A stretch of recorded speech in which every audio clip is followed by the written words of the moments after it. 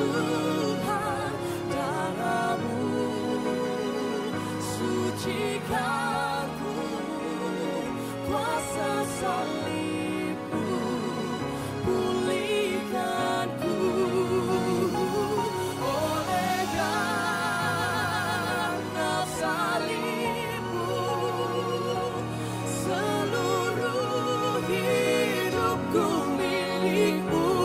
Tuhan, darah-Mu sucikan ku, kuasa salib-Mu pulihkan ku, kuasa salib-Mu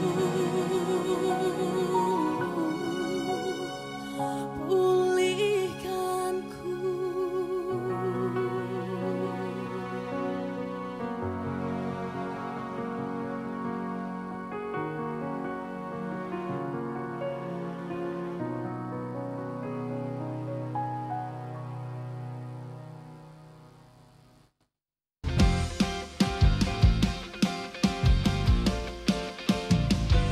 Nyanyikan bersama-sama, segala puji syukur hanya bagi-Mu, ya Tuhan. Segala puji syukur hanya bagi-Mu, Tuhan. Sebab Kau yang layak dipuja. Kami mau bersorak, tinggikan nama-Mu. Haleluya, haleluya. Sekali lagi, segala puji syukur, segala puji syukur hanya bagi-Mu, Tuhan. Sebab Kau yang layak dipuja. Kami mau bersorak, tinggikan nama-Mu. Haleluya, haleluya. Sorak haleluya. Soraklah haleluya. Soraklah haleluya. Haleluya. Soraklah haleluya. Oh, soraklah haleluya. Haleluya. Mari sekali lagi nyatakan segala puji syukur. Segala puji syukur hanya bagi-Mu, Tuhan. Sebab Kau yang layak dipuja. Kami mau bersorak, tinggikan nama-Mu. Haleluya, haleluya.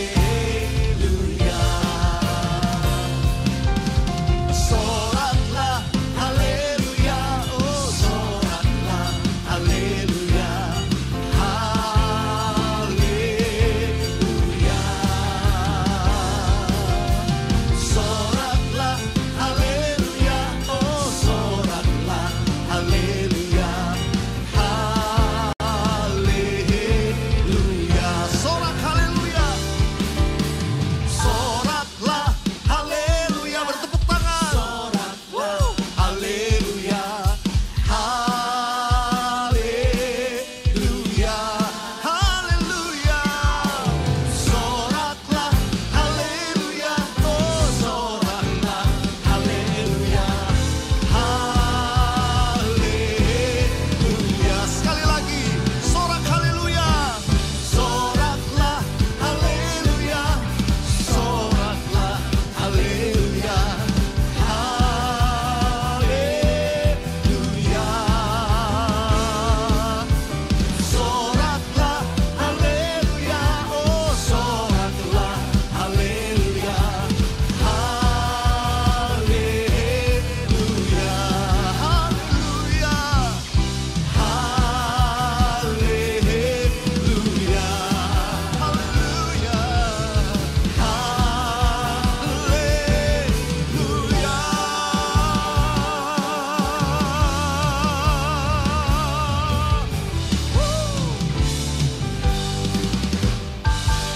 Haleluya.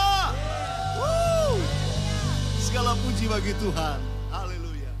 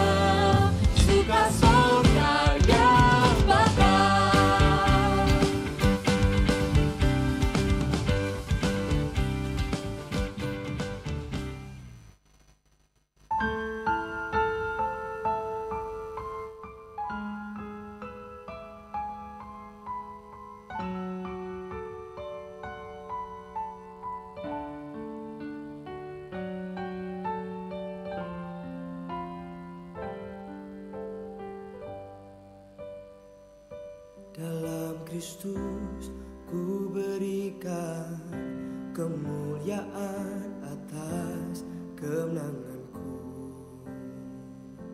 Sungguh ku terpesona akan kekuatan dan kuasa-Mu. Oh, tak dapat ku mengukurnya, namun semuanya tak dapat melampaui anugerah-Mu yang ku terima dalam Kristus. Ku percaya ada kemuliaan di balik salibnya, kan aku nyatakan kemenangan dari-Mu, kekuatanku,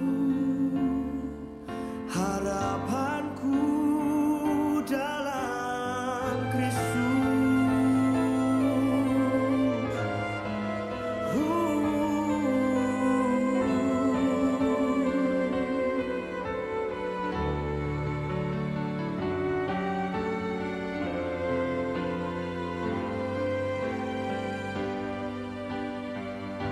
Dalam Kristus ku berikan kemuliaan atas kemenanganku. Sungguh ku terpesona akan kekuatan dan kuasa-Mu. Oh, tak dapat ku mengukurnya, namun semuanya tak dapat melampaui anugerah-Mu yang ku terima. Oh, dalam Kristus ku percaya ada kemuliaan di balik salibnya, kan aku nyatakan kemenangan dari-Mu, kekuatanku, harapanku dalam Kristus. Ku percaya ada kemuliaan di balik salibnya. Shalom, selamat pagi seluruh jemaat terkasih tempat ini maupun Anda di rumah dimanapun Anda berada. Apa kabar? Ada sukacita Bapak Ibu? Ada sukacita? Amin. Mari Bapak Ibu, saya mengundang setiap kita untuk masuk hadirat Tuhan dalam ibadah komunal pagi hari ini. Kita mengambil saat teduh di hadapan Tuhan.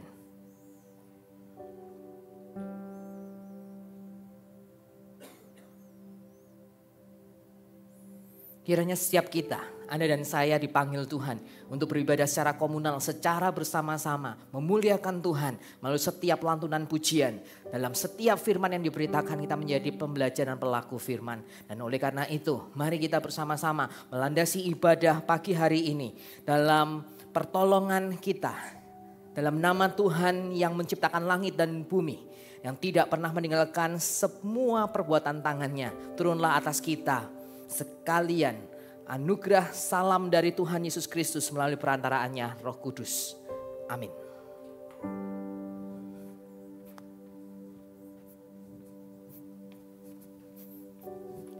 Terpujilah Allah dan Bapa Tuhan kita Yesus Kristus, yang karena rahmat-Nya yang besar telah melahirkan kita kembali oleh kebangkitan Yesus Kristus dari antara orang mati kepada suatu hidup yang penuh pengharapan. Oleh kuasa salib Kristus, kita memiliki jaminan yang pasti bahwa Ia akan memulihkan setiap kita dari dosa-dosa kita. Mari saat ini kita datang ke hadapan salib-Nya yang mulia.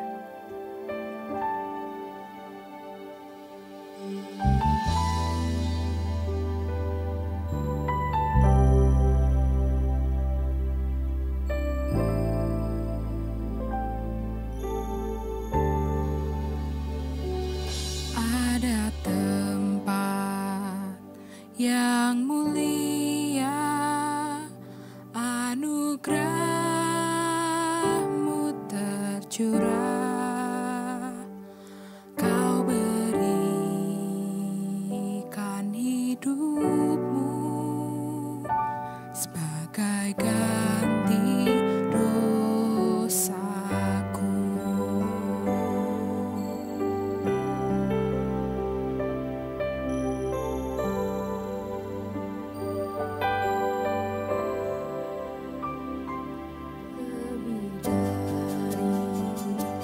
Yang kukira pengampunan yang kuterima, kasih Yesus yang abadi mengalir di Kalvari. Oleh karena salib-Mu, seluruh hidupku milik-Mu, Tuhan. Darah-Mu sucikanku, kuasa salib-Mu pulihkanku.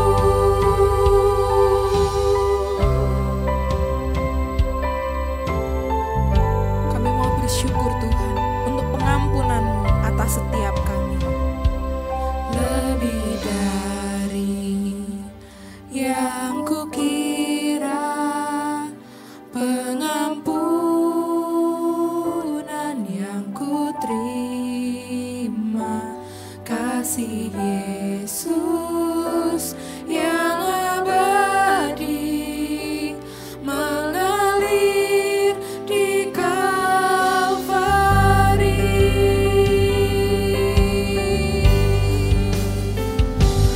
Oleh karena salib-Mu,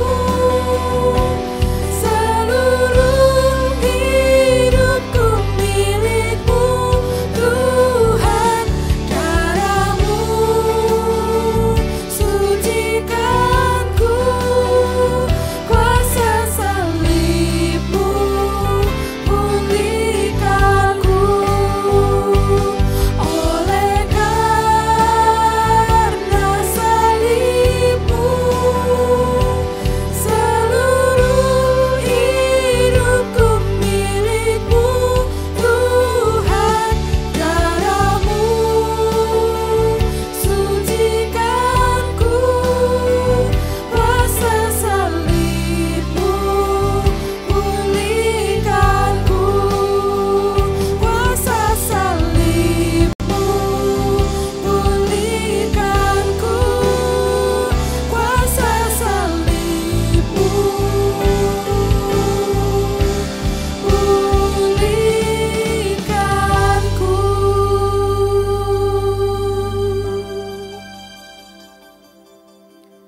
Jadi saudara-saudara, oleh darah Kristus, kita sekarang penuh keberanian dapat masuk ke dalam tempatnya yang kudus. Karena Ia telah membuka jalan yang baru dan yang hidup bagi kita melalui tabir, yaitu dirinya sendiri. Sungguh heran dan ajaib perbuatan Tuhan. Dia rela menanggung seluruh beban dosa kita di atas kayu salib. Oleh sebab itu mari jemaat Tuhan, pada saat ini kita bersama-sama datang di hadapan Tuhan, berdoa secara pribadi, mengakui dosa dan pelanggaran kita di hadapan-Nya.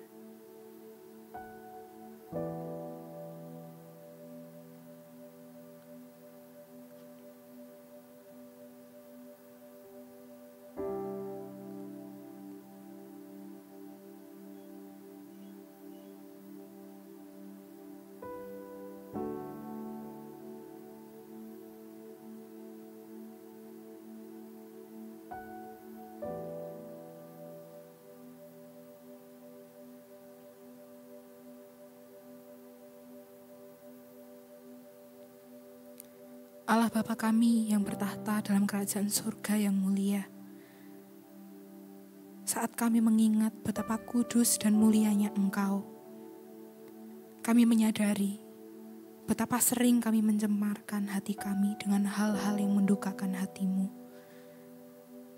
Kami menyadari betapa hancur dan rusaknya hati kami saat kami menjalani hidup di luar genggaman tangan-Mu.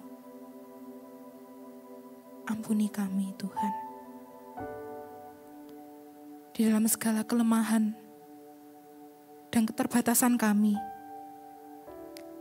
mendapati diri kami tidak mampu bertahan. Kami tidak mampu menyelamatkan diri kami sendiri. Karena hanya belas kasih-Mu, Tuhan, yang mampu memulihkan setiap kami. Dan hanya karya penebusan-Mu yang mulia, yang Engkau nyatakan di dalam Putra-Mu yang tunggal, Yesus Kristus, yang mampu menyelamatkan jiwa kami. Kami juga tidak mampu melihat betapa berharganya karya salib-Mu, jika bukan karena Roh-Mu yang kudus, yang terus senantiasa bekerja, menginsyafkan hati kami. Oleh sebab itu Tuhan, pada saat ini kami memohon, kiranya Engkau berkenan menolong setiap kami, sehingga dalam ibadah pada saat ini, kami boleh mengarahkan hati kami, pikiran kami, hanya untuk memuji nama-Mu, meninggikan Engkau, bermegah di dalam karya penebusan-Mu. Terima kasih Tuhan. Kiranya Engkau berkenan menerima seluruh pujian dan penyembahan kami pada saat ini. Di dalam nama Kristus Yesus, Tuhan dan penebus kami yang hidup, kami telah berdoa. Amin. Jemaat Tuhan, saya undang untuk berdiri. Mari kita bersama-sama mengikrarkan pengakuan iman Nisea Konstantinopel yang berbunyi demikian. Aku percaya kepada satu Allah, Bapa yang Maha Kuasa, pencipta langit dan bumi, dan segala yang kelihatan dan yang tidak kelihatan, dan kepada satu Tuhan Yesus Kristus, satu-satunya anak Allah yang diperanakkan dari Bapa sebelum alam semesta, Allah dari Allah, terang dari terang, Allah yang sejati dari Allah yang sejati, sehakikat dengan Sang Bapa, oleh siapa segala sesuatu dicipta, yang untuk kita manusia dan untuk keselamatan kita telah turun dari sorga dan diinkarnasikan oleh Roh Kudus dari anak darah Maria dan dijadikan manusia. Ia telah disalibkan juga bagi kita di bawah pemerintahan Pontius Pilatus. Ia menderita dan dikuburkan, dan pada hari ketiga ia bangkit kembali sesuai dengan kitab suci dan naik ke sorga dan duduk di sebelah kanan Bapa. Dan ia akan datang kembali dengan kemuliaan untuk menghakimi orang yang hidup dan yang mati, yang kerajaannya takkan berakhir. Dan aku percaya kepada Roh Kudus, Tuhan dan pemberi kehidupan, yang keluar dari Bapa dan Anak, yang bersama-sama dengan Bapa dan Anak, disembah dan dimuliakan, yang telah berfirman dengan perantaraan para nabi. Dan aku percaya satu gereja yang am dan rasuli. Aku mengakui satu baptisan untuk pengampunan dosa, dan aku menantikan kebangkitan orang mati dan kehidupan di dunia yang akan datang. Amin. Dengarkanlah berita anugerah Allah. Sebab itu kita yang dibenarkan karena iman, kita hidup dalam damai sejahtera dengan Allah oleh karena Tuhan kita, Yesus Kristus. Kristus telah memperdamaikan kita dengan Allah Bapa. Mari kita ungkapkan rasa syukur kita kepadanya, sebab hanya Dialah Allah yang layak untuk kita sembah.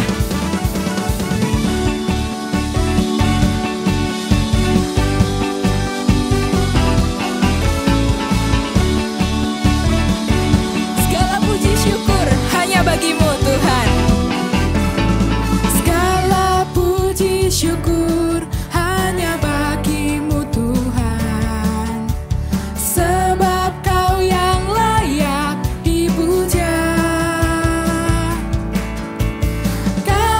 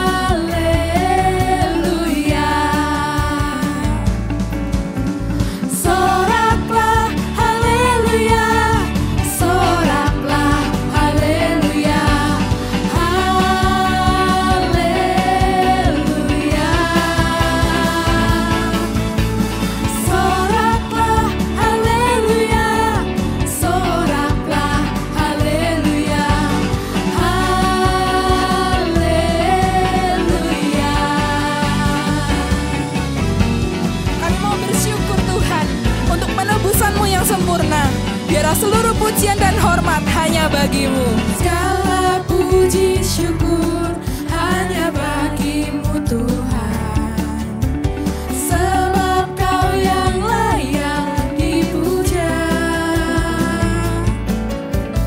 Kami mau bersorak, tinggikan nama-Mu. Haleluya.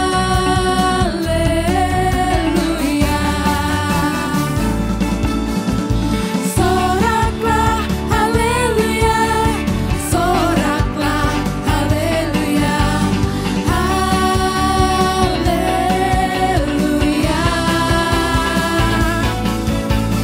Soraklah, haleluya. Soraklah, haleluya. Haleluya. Soraklah, soraklah, haleluya. Soraklah, haleluya. Haleluya. Soraklah, haleluya. Soraklah, haleluya. Haleluya. Soraklah, haleluya. Soraklah, haleluya. Haleluya. Soraklah, haleluya. Soraklah, haleluya.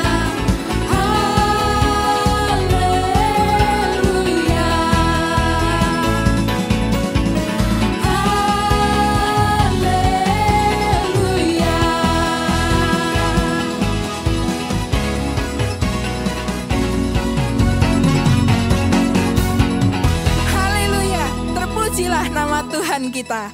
Mari kita terus senantiasa mengingat nama Yesus di sepanjang hidup kita.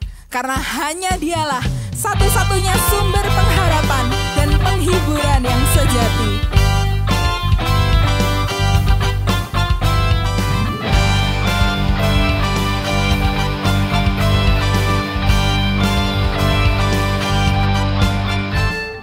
Ingat akan nama Yesus, kau yang susah dan sedih. Nama itu menghiburmu, mana saja kau pergi.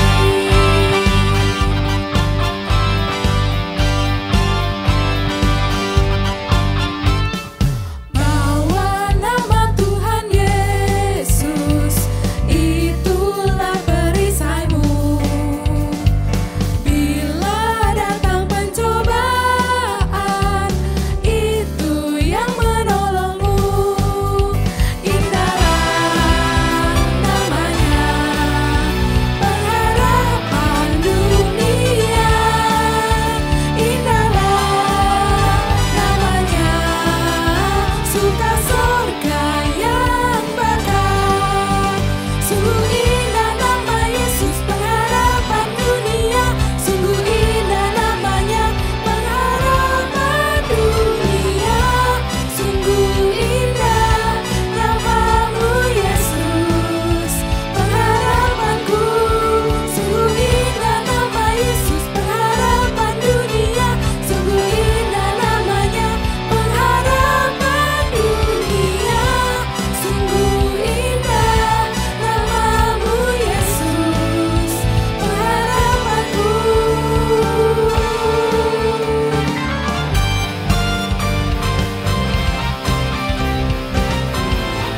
Mari kita mengucap syukur sebab kita memiliki Allah yang setia, Allah yang senantiasa menyertai setiap kita dan terus menggenggam erat setiap kita. Sungguh agung nama Yesus, hati kita bergema bila kita dirangkulnya, sukacita pun besar.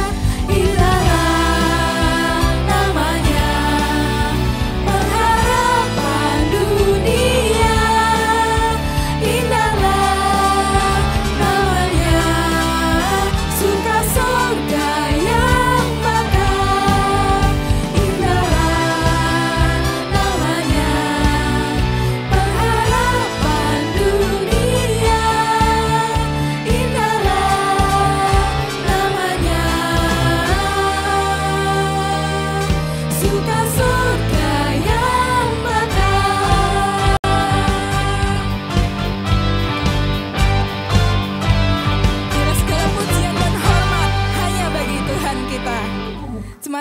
persilakan untuk duduk kembali.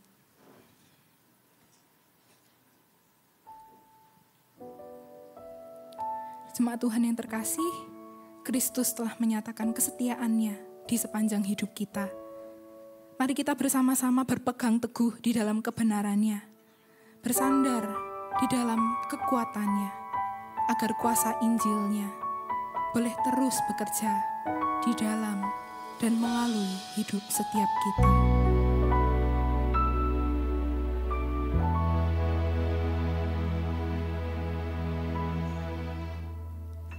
Dalam Kristus ku berikan kemuliaan atas kemenanganku. Sungguh ku terpesona akan kekuatan dan kuasa-Mu. Oh, tak dapat ku mengukurnya, namun semuanya tak dapat melampaui anugerah-Mu yang ku terima.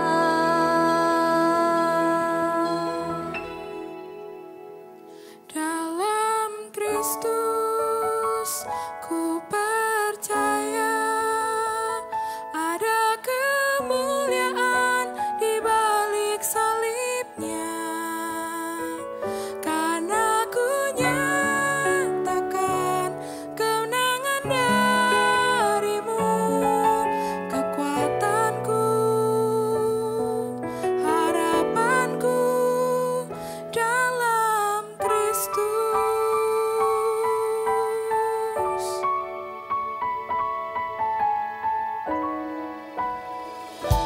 Dalam Kristus ku berikan kemuliaan atas kemenanganku. Sungguh ku terpesona akan kekuatan dan kuasa-Mu.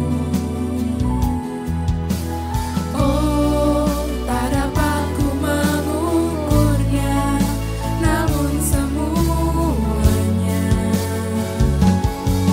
tak dapat melampaui anugerah-Mu yang ku terima. Dalam Kristus ku percaya ada kemuliaan di balik salibnya, karena ku nyatakan kemenangan dari-Mu, kekuatanku, harapanku dalam Kristus. Ku percaya ada kemuliaan di balik salibnya, karena ku nyatakan kemenangan dari-Mu, kekuatanku, harapanku dalam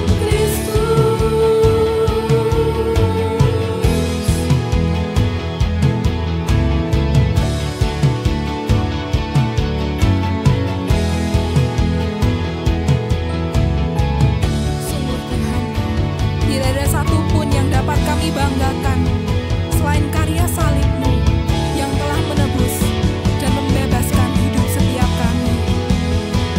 Mari jemaat Tuhan, saat ini kita berdiri bersama-sama, kita nyatakan bahwa satu-satunya pengharapan kita hanya ada di dalam Kristus. Dalam Kristus ku percaya ada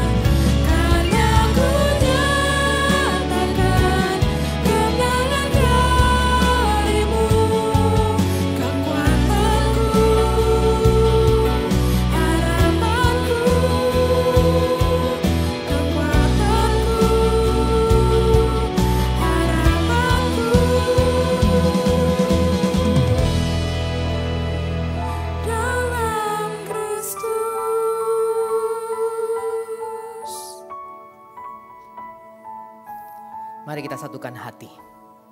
Terima kasih Tuhan sudah memberikan Kristus dalam setiap kehidupan kami. Terima kasih Tuhan karena Kristus yang menjadi sumber pengharapan, kekuatan daripada setiap kami. Terima kasih Tuhan jikalau kami boleh melantunkan setiap pujian untuk keberadaan, keagungan daripada Engkau. Terima kasih Tuhan untuk segala sesuatunya sehingga kami boleh beribadah secara komunal, bersekutu bersama-sama sebagai satu keluarga di dalam Kristus. Sebentar kami akan mendengarkan, bukan hanya mendengarkan, tetapi kami mau mengambil bagian daripada petunjuk kehidupan setiap kami. Karena kami tahu kebenaran mutlak ada dalam Alkitab, firman-Mu itulah yang menentukan setiap kami. Bantulah hamba-Mu dengan segala keterbatasannya untuk menyampaikan apa yang Tuhan mau dalam setiap kehidupan. Bagi hamba-Mu dan juga bagi jemaat-Mu di tempat ini. Inilah setiap kami, bantulah kami. Di dalam nama Tuhan Yesus Kristus, kami siap belajar akan firman Tuhan. Amin. Silakan duduk jemaat terkasih. Selamat pagi, shalom. Wah, saya cukup sudah lama semenjak saya di Rek GM begitu ya. Ini adalah pelayanan pertama saya setelah itu. Sejak November 2023 dan baru kali ini saya melayani dan ibadah 1, 2, dan 3. Nervous sekali Bapak Ibu ya. Seperti halnya pertama kali saya ibadah dan khotbah di tempat ini. Salam kenal bagi rekan-rekan yang wajahnya wajah-wajah yang baru begitu ya. Kalau wajah-wajah lama gini, kok tumben gitu ya. Ya tumben, hari ini saya dipercayakan untuk ibadah 1 dan 2, 3. Dan saya Andi Setiabudi, bagi yang belum mengenal, saya hamba Tuhan, salah satu hamba Tuhan di Rek. Dan saat ini membantu bersama dengan Pak Yakub menggembalakan di Rek Galaxy Mall. Begitu ya, sampai kapan belum tahu. Gitu ya, semoga dapat hamba Tuhan kemudian ada gembala lokal di sana. Mari kita belajar bersama-sama hari ini terkait dengan eksposisi 2 Korintus 3 ayat 7 sampai 11. Tapi izinkan saya menanyakan apa kabar. Karena yang tadi waktu votum rasanya masih sedikit. Ini keajaiban Tuhan jadi banyak begitu ya. Apa kabar Bapak Ibu? Waduh, ada yang luar biasa di sono. Yang lain kok nggak jawab begitu. Apakah sukacita atau sebenarnya lagi banyak pergumulan? Karena sudah tanggal 23 begitu ya. Masa-masa kantong kering gitu ya. Apa kabar kiranya setiap kali pergumulan yang Bapak Ibu pergumulkan kiranya juga tetap bersukacita dan belajar bersyukur. Mari kita pelajari satu bagian daripada firman Tuhan yaitu 2 Korintus 3 ayat 7 sampai 11. Saya memberikan judulnya adalah pelayanan mulia bukan karena aku tapi Dia. Nah, karena saya guru sekolah minggu gitu ya, saya mau bertanya kan gitu ya. Kalau sekolah minggu kan metodenya salah satunya adalah tanya jawab gitu ya. Saya akan pakai itu untuk Bapak Ibu dan semoga Bapak Ibu juga menjawab. Baik yang ada di tempat ini maupun yang ada di rumah ataupun Bapak Ibu yang sedang dimanapun mendengarkan khotbah ini. Saya menanyakan begini, bagi para pelayan, angkat tangan bagi para pelayan. Kok gak ada yang mengaku pelayan ini? Ngakunya begini gitu ya. Bagi para pelayan saya mau nanya deh. Jujur-jujuran ya, saya juga buka-bukaan gitu ya. Pernah nggak berpikir pelayanan itu kok begitu ya? Gitu. Apanya yang begitu Andi gitu ya? Gini loh, sudah kasih yang terbaik, sudah habis-habisan, sudah totalitas dalam melakukan pelayanan. Tapi kok dievaluasi? Pernah? Pernah ya? Oke, terima kasih jujurnya untuk 1-2 orang gitu ya. Lebih parahnya adalah ada lagi begini, kok begitu ya? Aku ini seakan-akan melayani tapi kok nggak terlihat. Rasanya kemuliaan itu didapatkan oleh orang-orang yang di depan Bapak Ibu kan itu ya. Rasanya kalau saya di belakang ke layar itu nggak dapat sesuatu gitu. Pernah nggak berpikir seperti itu? Pernah, ini kok yang pernah suaranya 1 orang itu tok ya rasanya ya. Oke, nah yang ketiga bagi para pelayan deh gitu ya. Pelayan apapun ya, bukan hanya di mimbar. Tapi apapun, asyar juga, kolektan iya. Terus bukain pintu gereja iya, pokoknya apapun pelayan ya. Pernah gak merasa begini, jemaat ini kok pelit sih ngasih apresiasi. Pernah gak? Pernah lagi nih satu cowok ini biasanya. Bapak Ibu betul gak? Mungkin Bapak Ibu memberikan apresiasi kepada para hamba Tuhan yang berkhotbah. Mungkin Bapak Ibu memberikan apresiasi kepada orang WL, singer dan sebagainya, pemain musik. Tetapi Bapak Ibu seringkali lupa untuk memberikan apresiasi kepada orang-orang di balik layar. Sehingga jangan salah kalau orang di balik layar merasa bahwa tidak, tanda kutip, tidak dikenal. Betul enggak? Nah itu pertanyaan bagi para pelayan. Sekarang bagi jemaat yang belum pelayanan, angkat tangan. Gak ada yang mau ngaku, takutnya langsung dirampok untuk jadi pelayan gitu ya. Oke, bagi yang Bapak Ibu yang belum pelayanan atau teman-teman pemuda-pemudi remaja yang belum pelayanan. Pernah gak berpikir atau terlontar omongan begini? Kalau saya seringkali langsung ya menodong, ayo pelayanan gitu ya. Biasanya jawabannya begini, aduh Andi, aku ini siapa? Secara umur aku sudah sudah banyak umurnya. Ini KU1 kan banyak opa oma ya, jadi ilustrasinya begitu. Ngapain? Saya pelayanan biar yang muda-muda aja, itu yang pertama alasannya. Yang kedua alasannya apa? Aduh Andi, aku ini punya apa? Talentaku ya begitu-begitu aja, masih banyak orang yang jago talentanya. Ada lagi yang mengatakan begini, aduh sudahlah cari orang yang lebih tepat. Jangan saya, kan gitu ceritanya. Saya ini senyum tok bisanya. Wah kalau jawabannya itu langsung oke, Asher gitu ya ceritanya. Betul enggak? Bapak Ibu, itu kalau pertanyaan bagi jemaat yang belum pelayanan. Nah sekarang pertanyaan yang paling sering saya dengar saat 1 bulan terakhir. Saya nggak tahu kenapa kok Tuhan kasih ketemu orang baru gitu ya. Ngobrol-ngobrol pelayanan, jatuhnya begini. Bagi yang sudah pelayanan tapi mundur, sedang mundur dalam pelayanan. Entah itu karena jerah, kapok, karena kejadian-kejadian tertentu. Biasanya ngomongannya begini. Dundi, nih pelayanan itu podo ae gawe dosa, katanya orang Jawa. Kenapa kok bisa membuat dosa? Karena pada saat pelayanan seringkali kita berselisih paham, betul nggak? Kalau di dalam meja majelis pada saat saya ada di gereja yang di mana semua itu dibereskan di dalam meja majelis diaken dan hamba Tuhan. Seringkali kita menjadi berbeda, tidak paham, bahkan debat kusir sehingga membuat hati kita itu tersinggung dan sebagainya. Akhirnya lebih baik saya tidak pelayanan. Bapak Ibu pernah enggak mengalami di 4 sequence yang tadi saya berikan?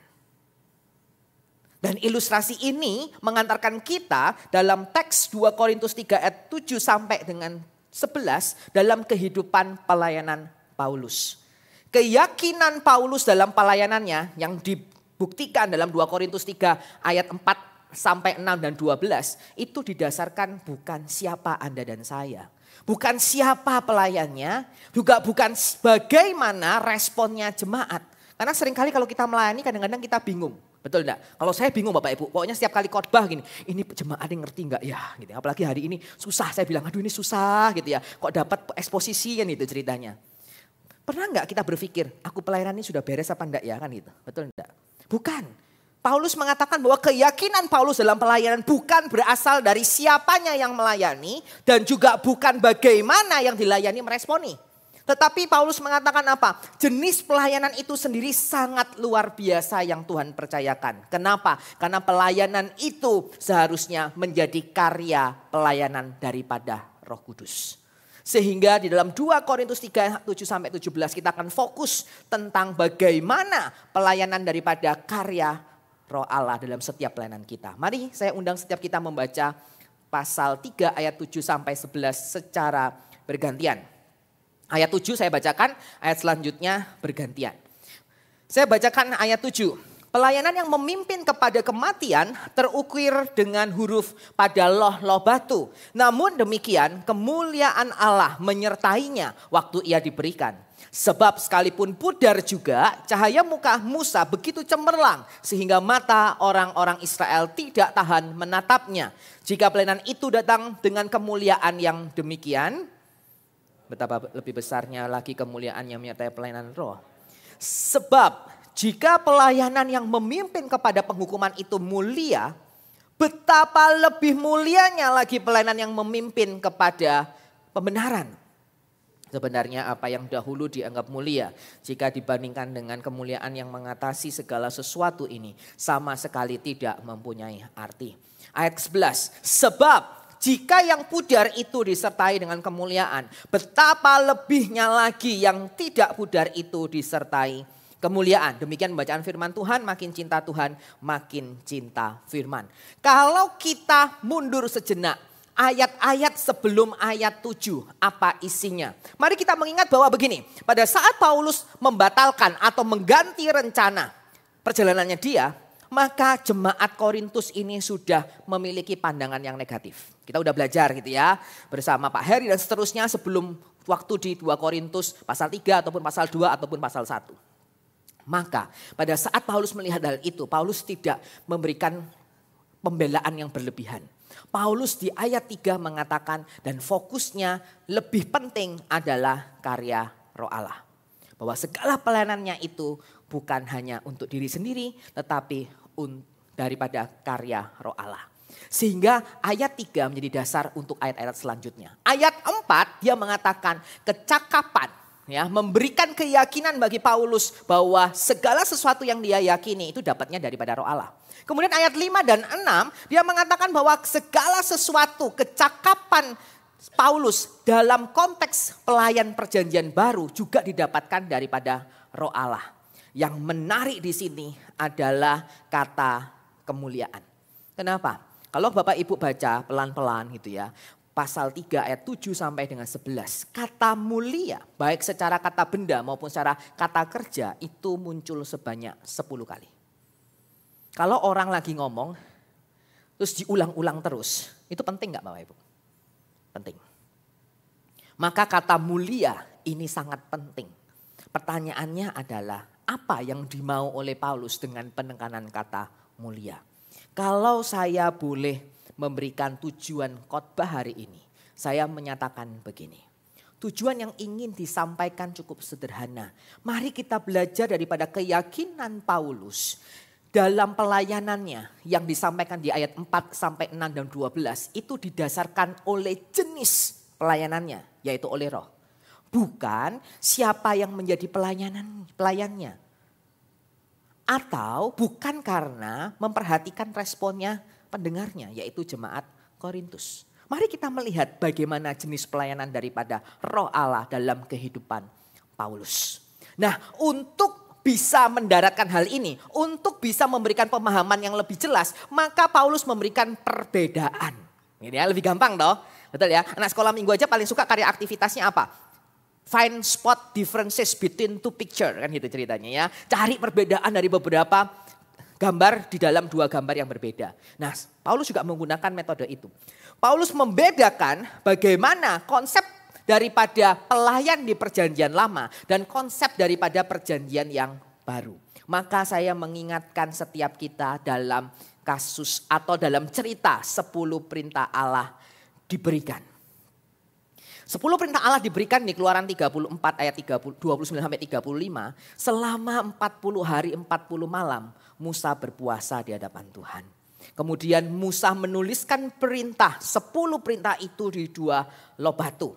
Setelah turun dari gunung tersebut, apa yang terjadi Bapak Ibu? Musa dipenuhi dengan kemuliaan Allah. Betul ya? Diberikan kemuliaan Allah sedemikian rupa sehingga Harun dan seluruh bangsa Israel tidak tahan melihatnya. Jadi silau begitu ya, silau men gitu ya, gitu. Terlalu glowing gitu kan ceritanya. Sebagai solusinya maka setiap kali Musa menjumpai bangsa Israel dia melubungi mukanya.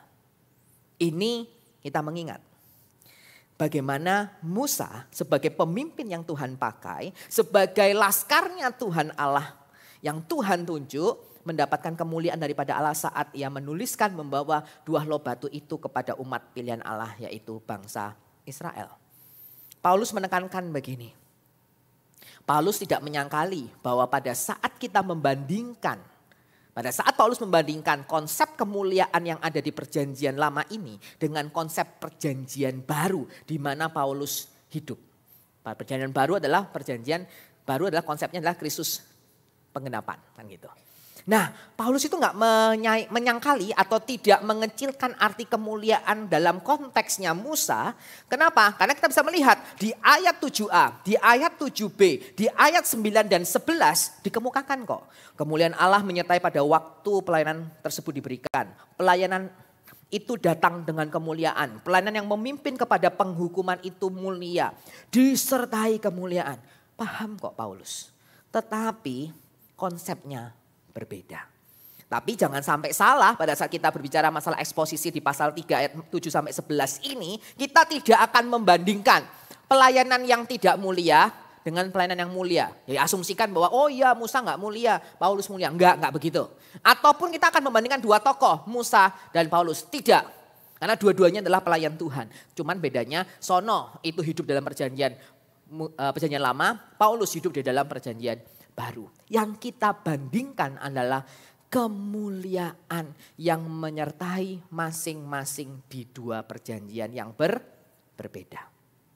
Mari kita lihat perbedaan itu untuk memahami satu persatu.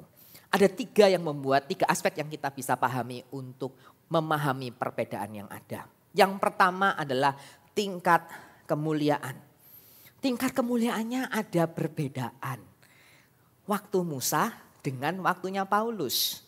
Waktunya perjanjian lama, konsep pelayan di perjanjian baru. Ini ada bedanya. Saya tidak perlu menuliskan atau mengucapkan apa kata-kata dalam bahasa Yunani. Tetapi dalam konteks hal ini, maka di LAI menggunakan kata betapa lebih. Betapa lebih, betapa lebih. Kalau kita mengutip dari NSAB gitu ya, maka bisa dikatakan demikian di ayat 10. Begitu besarnya perbedaan kemuliaan yang ada, sampai-sampai kemuliaan di perjanjian yang lama bisa dikatakan sama sekali tidak memiliki arti. Jadi kemuliaan yang menyertai Musa pada saat menuliskan perintah dalam 2 loh batu kemudian diberikan kepada bangsa Israel. Itu dikatakan seakan tidak memiliki arti. Bukan berarti meremehkan. Paulus tetap mengatakan itu kemuliaan daripada Allah yang diberikan. Tetapi konsep dalam pelayan perjanjian lama sangat berbeda dengan konsep pelayan daripada perjanjian baru. Dalam tingkat kemuliaan, maka kemuliaan yang diberikan dalam perjanjian baru, dalam masa penggenapan Yesus Kristus, maka itu menjadi tingkat kemuliaan yang berbeda. Aplikasinya apa? Pada saat saya memulai dengan 4 pertanyaan tadi. Kalau Anda dan saya menganggap Anda dan saya adalah pelayan.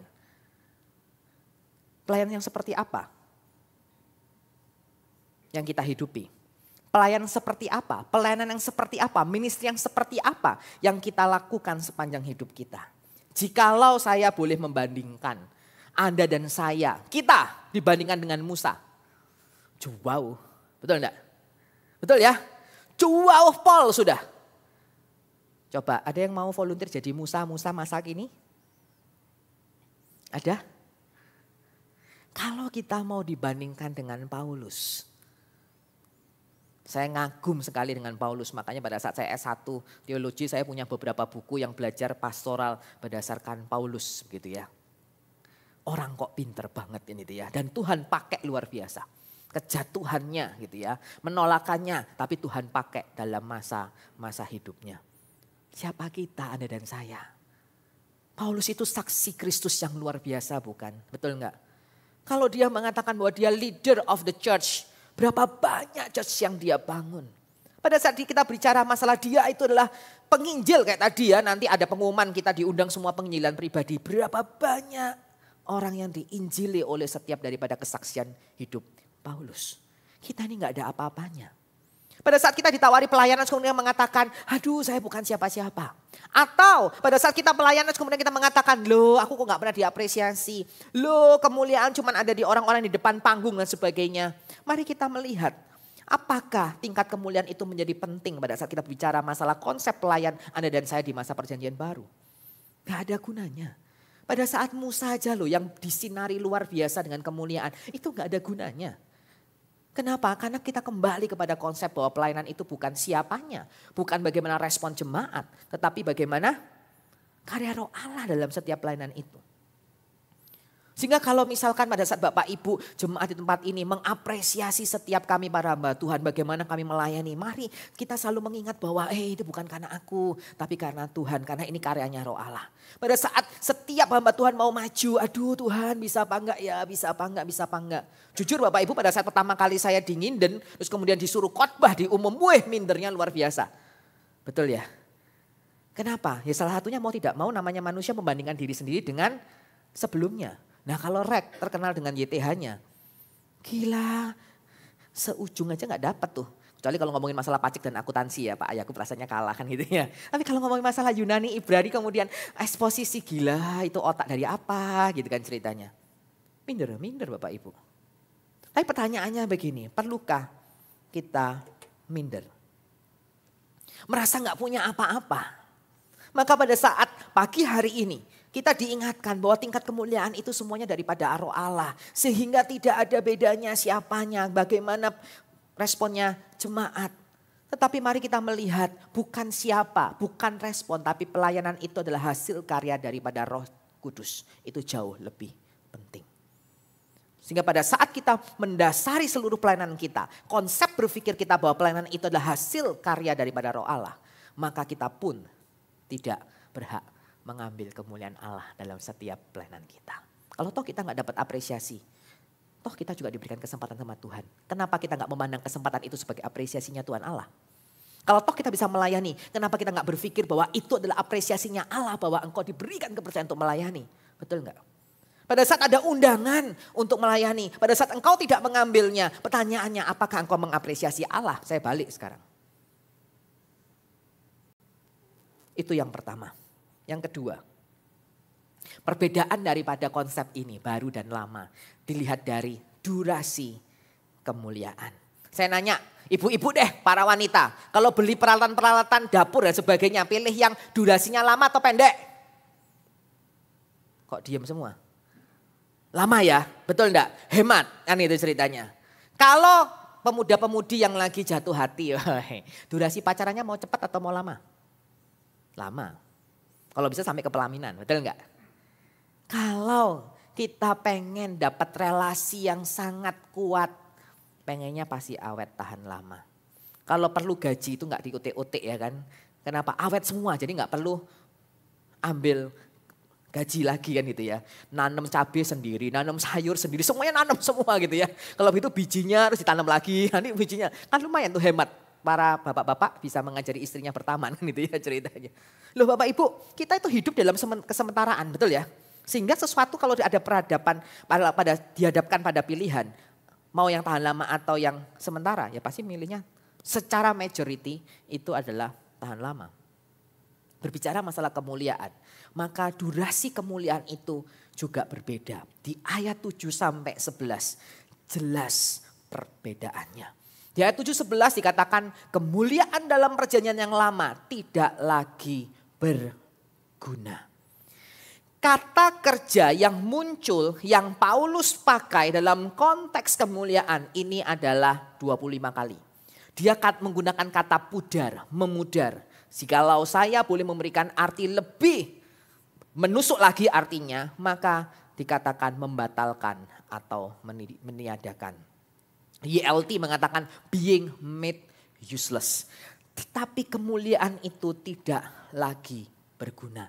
Enggak ada kekuatan dalam kemuliaannya yang Musa dapatkan waktu dia membawa 2 loh batu itu. Loh kok bisa Andi? Kalau memang tidak berguna ngapain Allah memberikan kemuliaan itu? Maka mari kita melihat. Kalau saya bisa mengatakan begini, apa yang dilihat itu belum tentu baik, belum tentu tidak bermanfaat. Betul enggak? Belum tentu bermanfaat.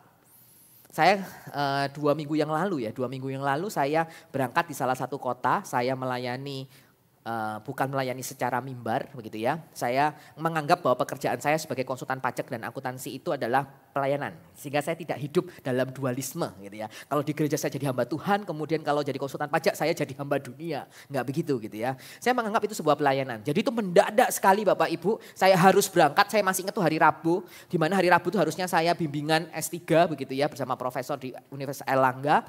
Saya harus mendadak gimana ngaturnya, pokoknya berangkat dari Surabaya ke kota tersebut. Tahu enggak apa yang saya alami? Bukan hanya masalah pemeriksaan pajak. Kalau dari sisi pemeriksaan pajak dia udah sampai keberatan. Dan konyolnya adalah kita udah gak bisa gerak apa-apa. Waktu pengajuan ke pengadilan pajak udah expired. Mau ngapain? Dan itu jumlahnya adalah puluhan M Bapak Ibu. Gila, jual aset belum tentu nyampe. Dan itu kesalahannya konyol sekali. Dia berpasrah pada pegawai yang tidak, menurut saya tidak berkompeten untuk pasrah bongkoan. Kalau bahasa Jawanya tahu ya bahasa pasrah bongkoannya. Hidup mati itu dipasrahkan sama dia dalam konteks perpajakan. Tapi tidak hanya itu, pada saat meeting bla bla bla bla tahu nggak? Ini ada hubungan relasi yang menjadi masalah. Dulunya cinta, sekarang nggak cinta. Dulunya sepakat, sekarang tidak sepakat. Dulunya bisa terrekonsiliasi 2 hati yang sekarang tidak. Tahu nggak? Sudah kena pajak, yang ini mau. Bayangkan ini gimana nih, saya merit aja belum ya kan ya. Kalau ini nambah lagi pengadilan untuk harta gono gini, 17 kali saya menjadi saksi ahli dalam pengadilan harta gono gini. Waduh, kali-kali itu yang di kamu gak menikah, enggak bahas itu ya Bapak Ibu ya. Tapi membahas begini. Terus si suami ngomong begini, kok lihat si A kok enak ya Di. Karena saya di sana ada beberapa klien ya Bapak Ibu ya. Yang di sana kok enak ya. Kok aku lihat kamu gak menikah juga ada benernya ya Di. Gitu. Yang dipandang mata belum tentu yang sebenarnya terjadi, saya bilang gitu. Betul enggak? Rumput tetangga selalu lebih, tapi kan enggak tahu kalau di dalam rumput hijau itu ada uletnya, kan itu ceritanya. Kan belum tahu bagaimana kehidupan mereka sehingga membuat bagaimana rumput itu lebih hijau. Maka pada saat kita berbicara kembali kepada durasi kemuliaan dan pada saat kita berbicara masalah Musa diberikan kemuliaan Allah saat turun di dua loh batu dan sebagainya. Maka masalahnya itu bukan yang dilihat, masalahnya itu ada pada hati. Kenapa saya mengatakan durasi yang diberikan pada saat kemuliaan pada Musa itu sangat short, sangat temporary, sangat sementara. Betul enggak? Pada saat pertama kali dikasih dua loh batu, wah ya menaati kan itu ceritanya. Habis itu bangsa Israel gimana? Kembali ke kehidupan yang lama? Iya. Bersungut-sungut lagi? Iya. Menyembah Allah lain? Iya. Iri-irian? Iya.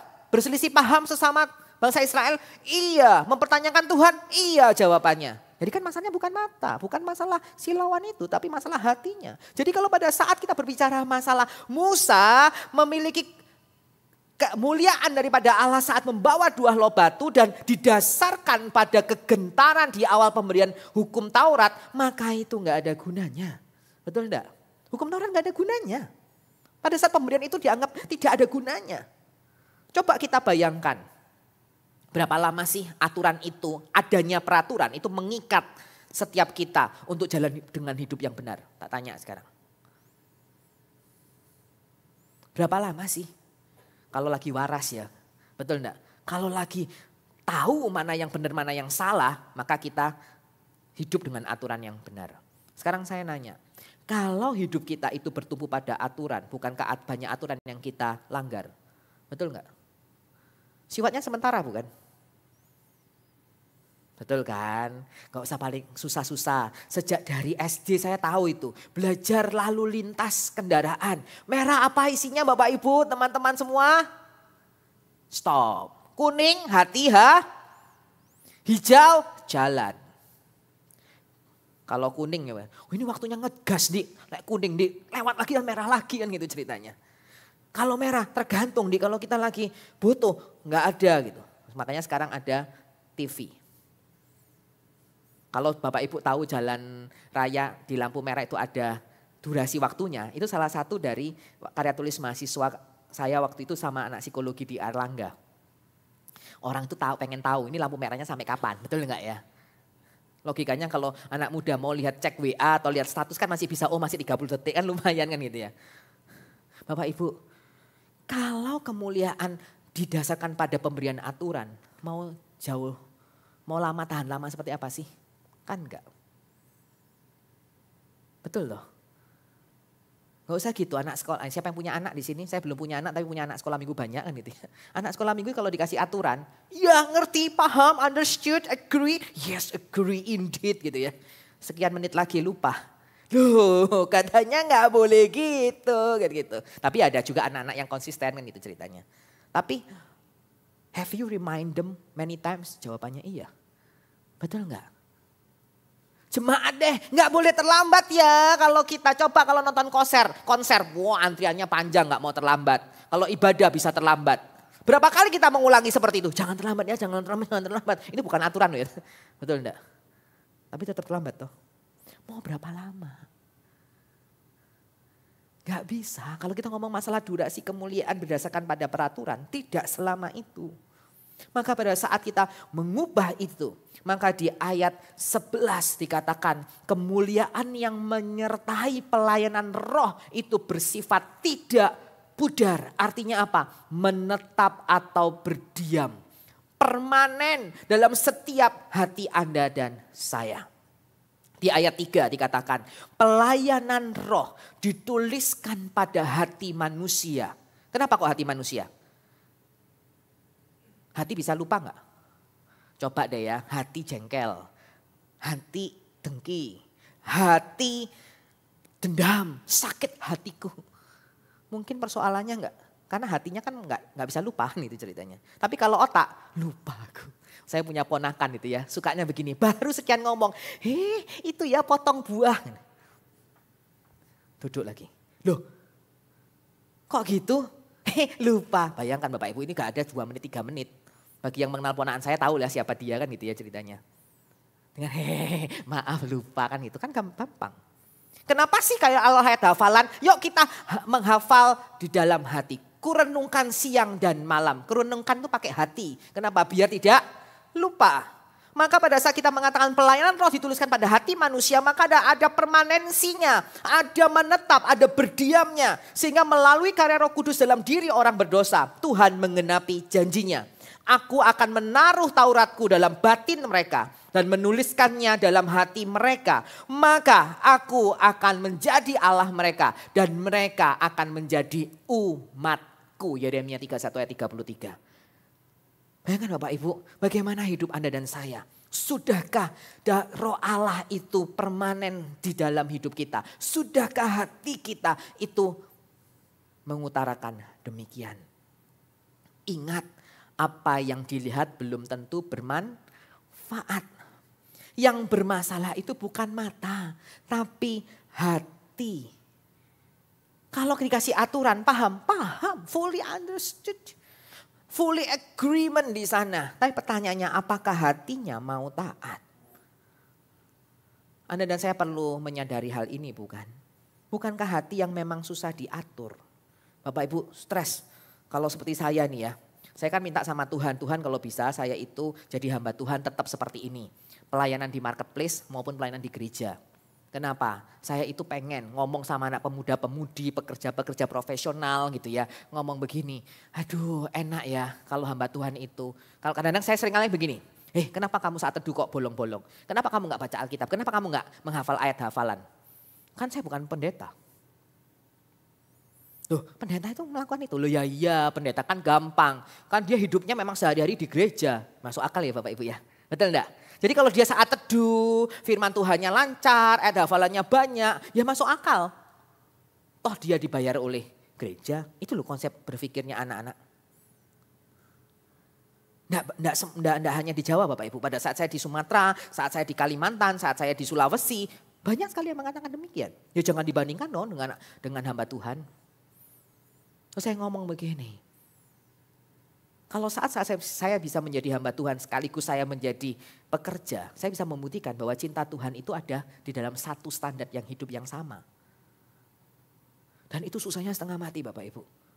Kenapa? Saya dilihat bukan lagi sebagai hanya pekerja profesional. Mungkin pada saat saya ngomel, pada saat saya marah, pada saat saya menuntut pekerjaan itu profesional dan dengan high standard, itu dilihatnya adalah kamu kok hamba Tuhan begini. Bisa jadi seperti itu loh Bapak Ibu. Betul enggak? Masuk akal. Karena di belakang saya ini saya bukan hanya cuma pekerja. Bukan sebagai konsultan. Tetapi apa? Sebagai para hamba Tuhan juga. Dan bagi orang-orang yang salah memahami profesionalitas itu melihat bagaimana kamu kok kayak gitu. Katanya hamba Tuhan penuh dengan kasih dong kan gitu. Tapi hamba Tuhan juga menuntut kesempurnaan. Ada suatu standar yang tetap dilakukan. Makanya saya mengatakan susah. Otak paham. Makanya pada saat saya sudah mulai mau marah gitu ya, pada saat saya mulai gitu ya, saya tarik nafas dulu apa? Ngasih hati itu bertransformasi. Makanya pada saat saya membaca Becker, saat saya mengatakan speak today dan sebagainya, maka dikatakan bahwa bagaimana perubahan transformasi hati itu jauh lebih long lasting daripada hanya sebatas aturan. Bagaimana setiap kita? Sudahkah hati kita mengatakan satu-satunya Allah? Satu-satunya Allah itu ya Allah. Allah tidak minta hanya nomor satu Bapak Ibu. Tapi Allah minta satu-satunya. Karena kalau Allah cuma ngomongnya ya udah kamu put my name, put my existence is number one. Cuma nomor satu, nomor duanya kan ada yang lain tuh. Betul enggak? Enggak, Tuhan maunya apa? Not only number one, but the only one itu adalah Allah. Bagaimana Anda dan saya? Pada saat menghidupi sebagai pelayan. Bukankah hidup kita itu sebenarnya melayani? Betul enggak? Coba deh dipikirkan kita. Bukankah kita juga melayani? Bagi para engkau anak-anak, apakah engkau juga akan lupakan jasanya orang tua? Tetap. Makanya pada saat nonton film apa itu? 1 million before grandma dies. Betul ya? Nangis semua. Siapa yang nonton di sini? Ponakan saya nangis gitu ya. Yang gitu nangis juga kan itu ya. Dan kita sampai makan pun itu ya sampai nangis masih. Kenapa? Rasanya more than 30 minutes kita masih nangis. Kenapa? Kita mengambil vibes-nya. Kenapa? Hidup itu pelayanan kok. Betul enggak? Coba deh. Suami-suami, engkau melayani istrimu enggak? Yes. Istri-istri engkau melayani suami enggak? Gaya ya, kayak aku sudah menikah aja ya kan gitu ya. Padahal belum menikah kan itu ceritanya. Betul enggak? Di kantor engkau melayani bukan? Bertetangga hidup melayani enggak? Sama saudara melayani enggak? Yes. Sama sesama pekerja melayani enggak? Yes. Hidup itu konteksnya melayani. Bukan hanya di gereja konteks pelayanan. Tapi jangan jadikan alasan ya, kan aku melayani di tempat lain juga kurang ajar kalian ya.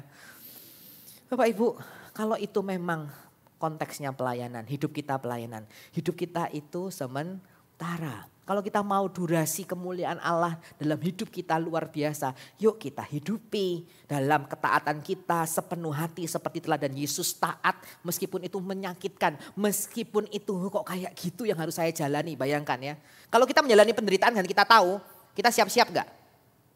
Saya ulang ya, Bapak Ibu kalau Anda tahu akan menderita di masa yang akan datang, ada waktu untuk preventif gak? Ada. Dan lebih deg-degser gak? Lebih deg-degser. Kalau nggak tahu, langsung kan nggak tahu, aku ternyata menderita kan gitu. Ini Tuhan Yesus tahu menderita. Dan dia mengatakan, jikalau ini boleh lalu tapi kehendakmu yang jadi. Bukankah itu suatu keteladanan buat Anda dan saya Bapak Ibu. Kalau toh kita kembali kepada pertanyaan tadi di awal. Loh yang dapat kemuliaan, yang dapat apresiasi ke orang-orang di depan saja. Aku kok nggak pernah dapat. Bapak Ibu, emang kita layak minta kemuliaan? Apakah kita masih memikirkan kemuliaan untuk diri sendiri? Kalau hati kita ada permanensi daripada karya roh Allah, bukankah itu menjadi bukan yang penting? Yang penting bagaimana Allah itu memberikan apresiasi dalam kehidupan Anda dan saya, betul enggak? Enggak usah diminta kok. Akan apresiasi daripada Allah bukannya lebih kekal daripada kemuliaan daripada manusia-manusia seperti Anda dan saya kan gitu. Itu yang kedua. Yang ketiga. Dari hasil pelayanannya. Yang pertama tadi tingkat kemuliaan, 2 durasi kemuliaan. Yang ketiga mari kita melihat bagaimana hasil pelayanan dalam konteks perjanjian lama dan konteks perjanjian baru. Kalau kita mengacu kepada hukum Taurat itu bukan hanya menunjukkan tuntunan dan tuntutan daripada Allah kepada manusia. Tetapi sekaligus mengungkapkan ketidakmampuan manusia untuk menaati 2 hal tersebut. Setuju ya? Hukum Taurat untuk apa sih? Aturan untuk apa sih? Untuk menjadi penuntun, betul enggak? Tapi sekaligus untuk apa? Untuk tuntutan kan. Kalau ada aturan, berarti kan ada tuntutan untuk fulfill. Kalau saya dalam konteks perpajakan, maka ada aturan yang dibuat oleh negara, maka kita harus mengukur tingkat kepatuhan daripada wajib pajak. Makanya pada saat pemeriksaan ngomong, aku mau ngukur bagaimana ke tingkat kepatuhan Anda. Bayangkan kalau Allah melakukan konsep pemeriksaan, aku mau mengukur Andi bagaimana tingkat kepatuhan kamu di dalam aturan. Ya bobrok Bapak Ibu, betul enggak? Pasti. Sehingga pada saat ada keberadaan, kemuliaan, hasil pelayan daripada hukum Taurat, mengapa disebut dengan durasinya tidak berguna, tingkat kemuliaannya enggak berguna, pudar dan sebagainya. Kenapa? Karena kita tahu bahwa hukum Taurat itu tidak akan memampukan Anda dan saya. Hukum Taurat itu hanya menunjukkan, bukan memampukan. Hukum Taurat itu hanya memberikan tuntutan, tetapi tidak menyelamatkan. Makanya pada saat kita melihat hukum Taurat, pada saat kita diingatkan keberadaan pada hukum Taurat, kita setuju bahwa Tuhan Allah tidak meniadakan hukum Taurat, tapi menggenapi hukum Taurat. Manusia yang pada dasarnya tidak mampu dengan sempurna memenuhi tuntutan hukum Taurat, maka Allah dengan anugerahnya menggenapi melalui diri Yesus. Dan konteksnya adalah memampukan. Betul enggak? Aturan itu enggak bisa memampukan. Betul loh, coba kita bayangkan aturan apapun di pekerjaan, di dalam gereja, di dalam konteks hidup sebagai penduduk Indonesia dan sebagainya. Aturan itu hanya menunjukkan, ini loh ya, dan sekaligus tuntutan. Kalau kamu gak fulfill tuntutan akan ada konsekuensi, betul gak? Tapi pada saat kita berbicara masalah aturan gak bisa memampukan kita. Yang memampukan kita siapa sih? Diri kita. Kalau konteks, betul enggak? Jam kerja, jam 8 tet, anak sekolah jam 6.30 mama main, ayo jangan terlambat kan gitu ya ceritanya. Tapi kalau hari Minggu lah ada slow, gak apa-apa ya terlambat sedikit-sedikit ya kan hari Minggu penuh dengan kasih kan gitu ceritanya. Loh itu kan yang kita memampukan, aturan itu gak bisa memampukan kita. Betul gak? Gak bisa. Sama hukum Taurat juga gak bisa hanya menunjukkan. Aturan apapun itu hanya menunjukkan dan menjadi penuntun. Gak ada tuntutan di sono. Nah, tetapi berbeda pada saat Paulus mengatakan kalau itu roh Allah. Roh Allah diberikan pada saat Yesus Kristus menggenapi daripada karya keselamatan. Maka ada roh Allah dan itu yang memampukan. Coba bayangkan kalau orang Kristen itu hidup dalam konteks aspek legalitas dan normatif. Banyak rambut merah kita ya. Betul enggak? Kalau aspek legalitas apa sih sebenarnya hidup orang Kristen itu apa? Ini boleh, ini enggak boleh. Ini boleh, ini enggak boleh. Kalau tadi di KU 1 gitu ya, karena banyak opa oma, saya teringat sama ama saya begitu ya ceritanya. Saya pernah tinggal bersama ama saya setengah semester begitu ya, waktu saya kuliah S1. Tahu enggak oma saya itu mengatakan apa? Kamu jangan jadi orang Kristen ya. Kalau disuruh memilih, ama ini memilih kamu jadi orang Katolik saja. Waktu itu saya adem, kenapa? Saya orang Katolik waktu itu. Belum jadi orang Kristen Bapak Ibu ya. Tahu kenapa? Karena orang Kristen juga terjebak pada legalitas. Kenapa sih nyama gitu ya? Kok enggak suka? Itu tuh iimu, itu loh. Uncle anti gitu. Kalau ii kan, ii nanti ada apa wes susah ngomongnya kan gitu ya. Itu loh orang Kristen. Enggak mau pegang Yosua. Enggak mau makan sembayangan. Betul enggak? Atau Bapak Ibu juga sama di sini? Kan itu menjadi batu sandungan. Sampai akhirnya 2019 mama papa saya diberikan anugerah, dipilih anugerah keselamatan. Mama saya sampai ngomong begini, mama saya kan Konghucu nih ya, kuat dari mamanya. Terus papa saya itu kan mamanya lebih kuat karena Pantai Costa kan itu ceritanya. Tapi kan kepahitan sama hamba Tuhan, sekarang anaknya jadi hamba Tuhan. Kayak lucu ya Tuhan itu ngasih kehidupan. Tahu nggak pada saat masuk jadi Kristen, mama saya itu ngomong sama saya ini, Titi. Boleh nggak sih sebenarnya orang Kristen itu pegang Yosua? Boleh nggak Bapak Ibu? Boleh nggak? Ada yang begini, ada yang boleh. Loh tergantung saya bilang kayak gitu. Kalau mama mengatakan bahwa aku menyembah leluhur saya, aku memberikan pujian bagi, sama dengan pada saat mama berdoa tepuk tangan sama Tuhan itu sama. Ya salah mah nggak boleh. Tapi pada saat mama mengatakan ini adalah wujud syukur saya, ini mendoakan kepada Tuhan, cara berpikirnya benar ya tidak apa-apa saya bilang kayak gitu. Semoga ini viral gitu ya, sehingga bukan Kristen progresif aja yang viral kan itu ceritanya. Betul enggak? Loh, lagi-lagi pertanyaan, Titi, boleh enggak sih makan sembayangan kan gitu ya? Pertanyaan simpel loh Bapak Ibu. Jawabannya apa? Dulu katanya iimu yang jadi Kristen itu enggak boleh karena itu ICAE. Apa ICAE itu ya? Bekasnya dewa-dewa gitu. Saya bilang begini, enak enggak Ma? Ya enak lah kan mama yang masak kan itu ya ceritanya. Gitu ya. Saya bilang, loh buktinya apa? Iya Bapak Ibu, orang-orang yang Kristen dalam saudara saya, itu biasanya kalau habis sembayangan itu makannya nggak mau dari yang meja sembayangan. Padahal yang meja sembayangan yang terbaik, betul enggak? Pasti. Tahu nggak? Mama saya kan namanya Lan-ing gitu ya. Ing, ada nggak makanan yang di belakang? Nyari yang tidak sembayangan. Padahal satu panci Bapak Ibu. Tahu nggak? Bayangkan itu legalistik.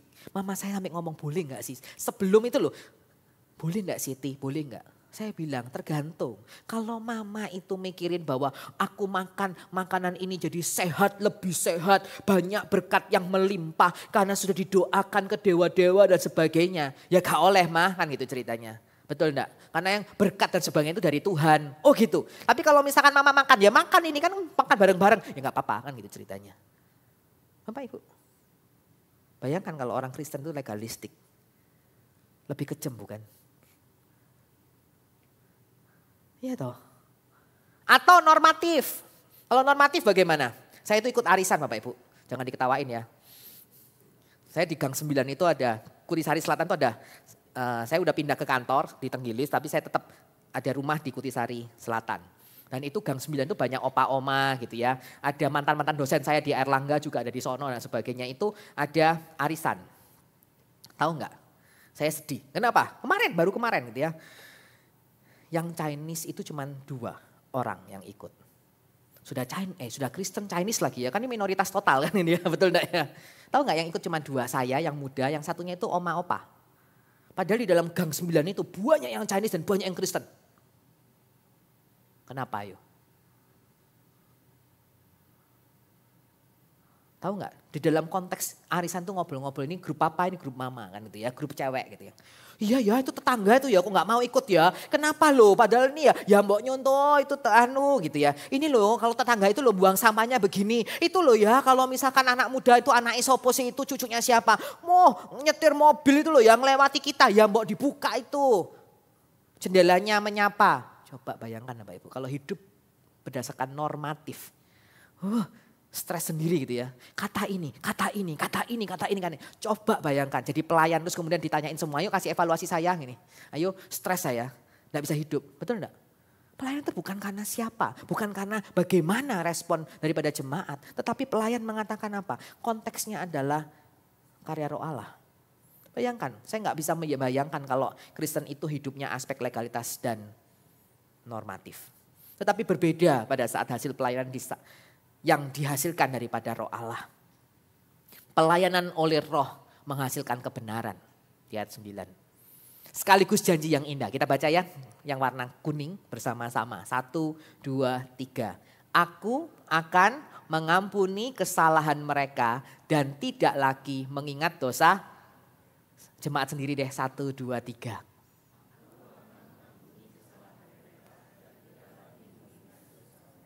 Bagaimana nubuat ini digenapi Bapak Ibu? Bagaimana janji ini digenapi oleh Allah?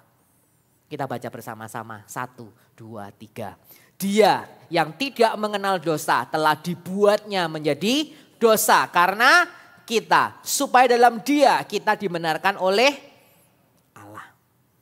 Sungguh bersyukur bagi Anda dan saya yang mendapatkan anugerahnya. Karena Yesus setiap kita dibenarkan oleh Allah. Tidak sanggup kita membenarkan diri sendiri. Dengan demikian pertanyaannya dalam aplikasi hidup setiap Anda dan saya. Harus hidup seperti apa dengan ungkapan syukur itu tadi. Mudah ya ngomong ucapan syukur. Tapi dengan cara yang apa? Saya punya satu kalimat ini. Mari kita hidup dengan hidup memiliki perspektif kekekalan. Kalau kita mendapatkan kekekalan daripada Allah, jaminan keselamatan selama-lamanya. Sekali untuk selama-lamanya, diangkat menjadi anak untuk selama-lamanya. Diberikan kemuliaan yang tidak pudar, yang bukan tidak yang berguna, tetapi berguna untuk sepanjang masa. Bagaimana kita memiliki hidup dengan perspektif kekekalan? Bagaimana hidup dalam relasi, dalam pelayanan? Apakah kita relasinya berdasarkan untung rugi? Kalau menguntungkan long lasting, kalau merugikan tidak, ya memang betul kalau toksik dan sebagainya. Tetapi meskipun dalam relasi toksik pun kita bukannya berjuang untuk membuat yang toksik itu tidak menjadi toksik. Kalau dalam pelayanan, apakah kita juga memikirkan bagaimana bisa kekal? Selamanya ikut Tuhan. Selamanya pelayanan, gak ada kata mundur. Saya diingatkan untuk hal ini Bapak Ibu. Kenapa? Seperti yang kapan hari saya ngomongkan, saya sempat memikirkan untuk mundur. Tapi gara-gara Pak YTH dan sebagainya nggak menggubris itu ya. Terus ini rasanya kok RGM mau ada tapi nggak ada tambah-tambah Tuhan, tambah kehilangan 2 hamba Tuhan yang resign dan sebagainya. Berpikir saya. Pada saat pekerjaan, apakah kita sudah memikirkan perspektif kekekalan? Sampai saya berpikir bagaimana ini ya dalam konteks pekerjaan. Dan terakhir dalam konteks kesuksesan materi, apakah kita memprioritaskan pertumbuhan iman di atas kesuksesan materi? Dan pada saat khotbah ini saya buat, saya sampai mikir begini, gimana ya anak-anak kantor saya itu banyak yang Kristen Bapak Ibu. Banyak yang Kristen. Saya sampai mikir, ya apa, baca ayat Alkitab apa? Saat teduh enggak? Saat teduh enggak? Cuma senyum. Ayat hafalan enggak? Cuman senyum. Jawabannya apa Bapak Ibu? Iya atau tidak? Enggak. Sampai saya bilang begini, apakah perlu buat aturan? Kamu duduk di sini 8.30, buka Alkitab dulu dan ayat hafalan 1 kan itu ya. Saya sampai berpikir seperti itu loh. Bagaimana tetap bisa sama-sama bekerja dalam mementingkan pertumbuhan iman setiap kita. Sampai saya mikir ke situ, sampai mikir enak juga tuh ya. Sampai saya ngomong ada namanya Fang, kamu tanggung jawab ya Fang. Nanti Fang kita doa bersama. Pokoknya setiap hari kita doa, apa itu pergumulan klien. Kita doa juga kita Anda dan saya, karyawan-karyawan dan sebagainya. Saya mikir, saya udah ngomong betul ya, tapi belum itu kejadian. Serius, susah sekali.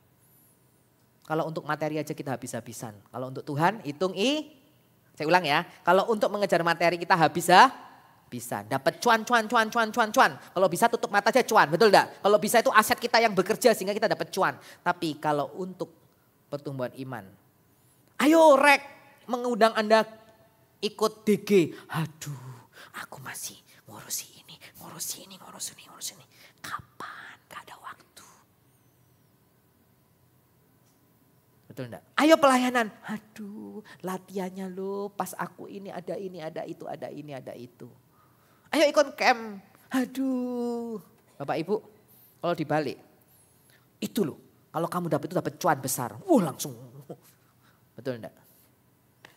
Yuk kita punya komitmen untuk hidup dengan perspektif kekekalan. Dalam relasi, dalam pelayanan, pekerjaan, dan memprioritaskan pertumbuhan iman daripada kesuksesan materi. Mari kita berdoa.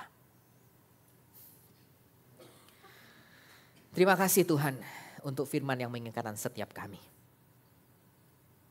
Dari tingkat kemuliaan, durasi kemuliaan dan hasil pelayanan yang telah dijabarkan dalam khotbah hari ini. Terima kasih Tuhan. Lebih mudah untuk kami pahami, tetapi mungkin susah untuk kami hidupi. Bantulah setiap kami, ampuni segala dosa kami, kelalaian kami. Ingatkan kami senantiasa bahwa kami telah ditebus. Dia yang tidak berdosa menjadi berdosa karena kami. Ingatkan kalimat itu. Sehingga pada saat kami melangkah dalam setiap kehidupan kami tahu siapa di balik kami. Pada saat kami boleh hidup di tengah-tengah masyarakat, hidup di tengah-tengah saudara, hidup di tengah-tengah pelayanan gereja, pekerjaan, sekolah, komunitas manapun. Ingatkan kami bahwa kami tetap menjadi saksi dan garam dunia, terang dunia. Saksi di rumah, saksi di sekolah, saksi kemanapun kami pergi. Karena kami tahu kemuliaan yang Tuhan berikan kepada kami melalui karya Roh Allah. Itu adalah sempurna, long lasting, kekal, dan hidup kekekalan itu pun Tuhan berikan. Bantulah kami pada saat kami hidup sementara di dunia yang penuh dosa. Inilah doa sembahyang kami, setiap kami hati. Kiranya Tuhan berbelas kasihan. Di dalam nama Tuhan Yesus Kristus kami berdoa. Setiap jemaat katakan amin.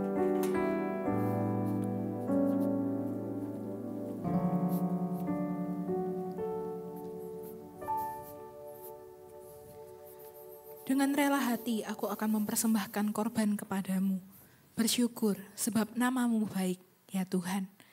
Jemaat Tuhan yang terkasih, kini tiba saatnya bagi kita untuk mengungkapkan rasa syukur kita kepada Tuhan melalui persembahan kita.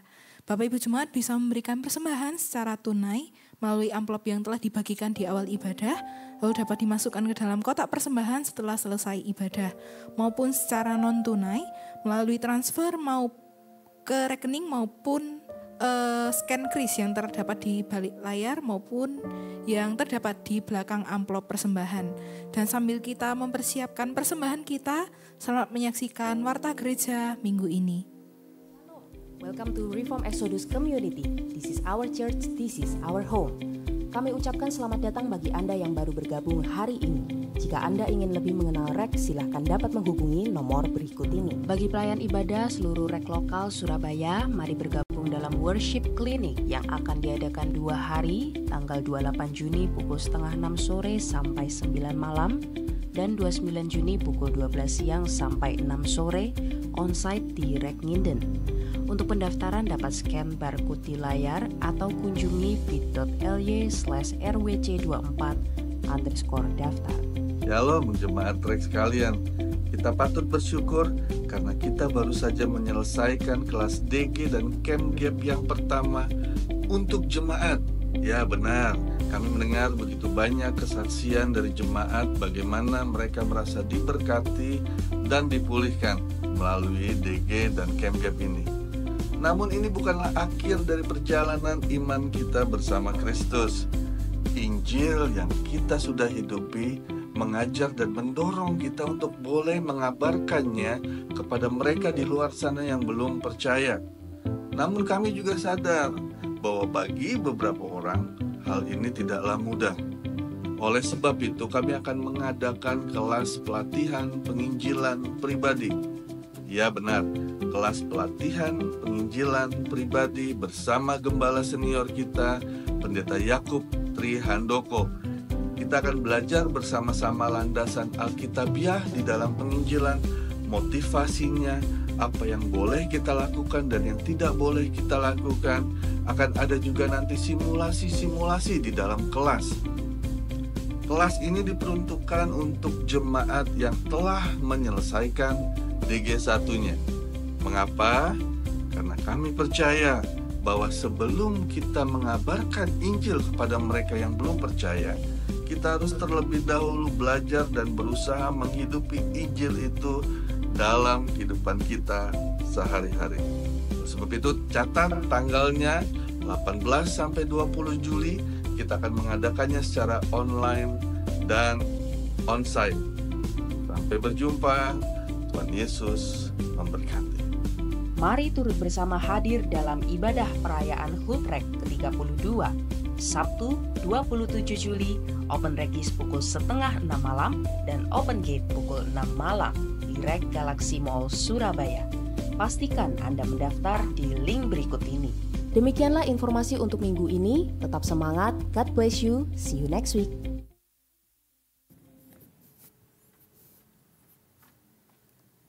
Jemaat terkasih, izinkan saya untuk memberikan penekanan warta. Ada 4. Yang pertama, mari kita doakan, kita support anak remaja kita untuk menyongsong live in begitu ya di Tulung Agung di tanggal 24 sampai 26 Juni. Kiranya rekan-rekan adik-adik kita, remaja bisa hidup. Wah, ini beda dari kota kan itu ceritanya ya. Bagaimana mereka boleh melepaskan sejenak kehidupan kota menuju kota Tulung Agung gitu kan ceritanya. Desa Tulung Agung karena pasti dipilih tempat yang berbeda karena live in dan kiranya mereka boleh jadi berkat dan juga boleh membawa berkat kepada setiap kehidupan mereka. Doakan orang tuanya, doakan pembina dan juga para pelayan yang boleh membantu di tanggal 24 sampai 26 Juni. Bapak Ibu, bagi yang punya anak remaja, tunggu saja aktivitas-aktivitas remaja selanjutnya. Yang kedua, mengundang untuk worship clinic di tanggal 28 sampai 29 Juni di REK Nginden. Bapak Ibu, bukan hanya khusus untuk para pelayan mimbar seperti WL, singer ataupun pemusik, tetapi siapapun yang mau belajar diperlengkapi bagaimana sebenarnya worship benar, yang benar di hadapan Tuhan, maka silakan datang tanggal 28 sampai 29 Juni. Nah, ini acara yang ketiga, ini acara kita bersama karena ini REK Indonesia begitu ya. Gereja bukan taman kanak-kanak, lucu ini ya pasti. Nah, HUT-REK ini tanggal 27 Juli tempatnya di REK Galaxy Mall Bapak Ibu. Harus daftar, kalau Bapak Ibu nggak bisa daftar karena pakai link dan sebagainya, minta tolong kepada rekan-rekan yang muda ataupun kepada tata administrasi di bawah ataupun kepada para pelayan-pelayan yang Bapak Ibu kenal. Tempatnya sangat terbatas, kenapa? Karena hanya 1 kali ibadah. Ya, 1 kali ibadah, nggak nambah, nggak imbuh, paham ya Bapak Ibu? Dan kalau kuotanya penuh, jangan komplain. Ini kok gereja kok penuh, aku nggak bisa ikut kan itu ya. Makanya daftar, anggap ini konser kan itu ya. Kalau konser cepet-cepetan ya. Anggap konser early bird lagi ya, wah gitu ya. Ya, segera daftar Bapak Ibu karena kuotanya penuh. Kalau penuh, terbatas. Sorry, Dorimori gitu ya, nggak bisa masuk ke ruang ibadah, jangan komplain siapapun Anda gitu ya. Kemudian dalam rangka HUT juga ada merchandise. Mari kita belanja bersama gitu ya, habiskan, lariskan gitu ya Mel, mana Melinda ya. Semoga dapat cuan lumayan meskipun cuannya kecil ya. Tapi itu menjadi bukti kebersamaan gitu ya. Keseruan dalam pada anniversary ke-32 Bapak Ibu ya. Usia matang. Jangan lupa Bapak Ibu lariskan. Mau kasih hadiah juga boleh ini pakai ini. Oke, itu penegasan warta. Dan sebelum saya masuk ke doa syafaat, izinkan saya bertanya apakah ada yang jemaat pertama kali hadir? Ada banyak wajah yang gak saya kenal tapi ya mungkin sudah beberapa kali. Selamat datang dan ingat hari Minggu KU1, KUA dan 3. Saya ajak setiap kita berdiri, kita akan doa persembahan dan doa syafaat. Terima kasih Tuhan untuk waktu yang Tuhan berikan. Waktu untuk kami boleh datang, waktu kami untuk berdoa, waktu kami boleh mengangkat tangan kami, pujian kami, hati kami untuk merindukan dengan pujian-pujian kami. Terima kasih untuk waktu kami boleh duduk dengan diam, berpikir, berintrospeksi, bergumul di hadapan Tuhan melalui pelayanan firman. Terima kasih juga Tuhan untuk waktu dan kesempatan yang Tuhan izinkan untuk kami boleh belajar memberi yang terbaik. Karena Tuhan kasih yang terbaik. Sehingga kami pun terima kasih punya kesempatan untuk belajar memberi. Bagi yang belum memberi, Tuhan izinkan mereka untuk mendapati pergumulan bersama dengan Tuhan. Bagi para pengelola, pengurus, kiranya Tuhan berikan hikmat. Dan setiap daripada kami bukan hanya memberi dengan materi. Ajari kami untuk memberi lebih daripada itu karena Tuhan sudah beri totalitas dalam setiap kehidupan kami. Dan pada saat kami berdiri pun kami mau berdoa secara syafaat untuk kasus bullying secara internasional maupun di Indonesia. Kami berdoa bagi anak-anak yang menerima dirinya sebagai bagian daripada kasus bullying, menjadi korban. Peluk mereka. Kirimkan orang-orang termasuk orang tua yang mau peduli dengan mereka. Punya waktu, punya hidup, punya ruang, punya hati bersama mereka. Instansi-instansi, para penggiat-penggiat anak, kiranya mereka juga boleh terus berjuang dalam memberantas kasus bullying. Karena kami tahu setiap anak-anak itu penting bagi Tuhan. Dan apa yang penting bagi Tuhan, penting bagi kami ciptaan. Bantulah setiap pihak yang berkaitan dengan kasus bullying. Kami juga berdoa Tuhan untuk acara gereja kami yaitu REK Indonesia berulang tahun ke-32. Setiap pelayan, setiap panitia yang sudah mempersiapkan dirinya melayani setiap jemaat di tempat ini. Kiranya mereka mendapatkan hikmat, mendapatkan satu hati, satu pelayanan. Dan lebih daripada itu kami berdoa untuk seluruh keluarga besar REK Indonesia. Bukan hanya gegap gempita ulang tahun, tetapi bagaimana kita memaknai setiap pelayanan Tuhan dalam setiap tahun bersama dengan REK Indonesia. Bantulah setiap kami. Dan hamba-Mu juga berdoa untuk setiap jemaatmu di tempat ini, dimanapun jemaatmu berada, yang punya pergumulan, yang terkatakan maupun yang tidak terkatakan, yang mungkin hanya Engkau dan Ia yang tahu. Tuhan yang jawab sesuai dengan waktu, kehendak dan kasih-Nya Tuhan. Kiranya mereka boleh belajar bersabar untuk menantikan jawaban Tuhan. Jikalau jawabannya iya, kiranya mereka belajar bahwa itulah sesungguhnya yang Tuhan mau. Jikalau jawabannya tidak, mereka pun bisa belajar bagaimana menerima tidaknya Tuhan. Karena tidaknya Tuhan pasti sesuatu rancangan yang indah. Kalau toh disuruh bersabar, kiranya mereka pun boleh bersabar menunggu jawaban Tuhan. Dan lebih daripada itu, inilah kami Tuhan, bantulah kami dalam setiap perjalanan hidup kami. Di dalam nama Tuhan Yesus Kristus, doa persembahan dan doa syafaat ini kami alaskan. Amin. Doksologi.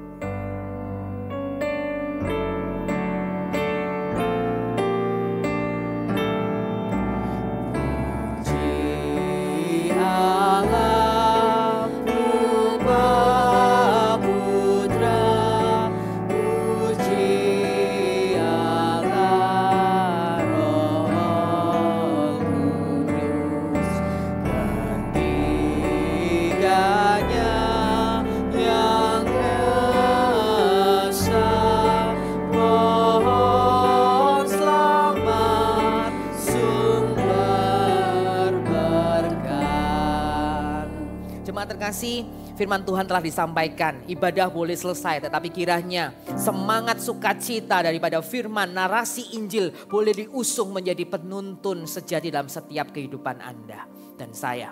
Terimalah berkat daripada Tuhan.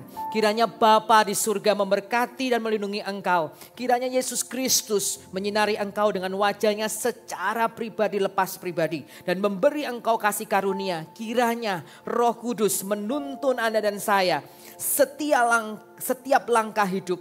Dan memberi engkau damai sejahtera sekarang dan selamanya. Terimalah berkat ini di dalam nama Tuhan Yesus Kristus. Amin.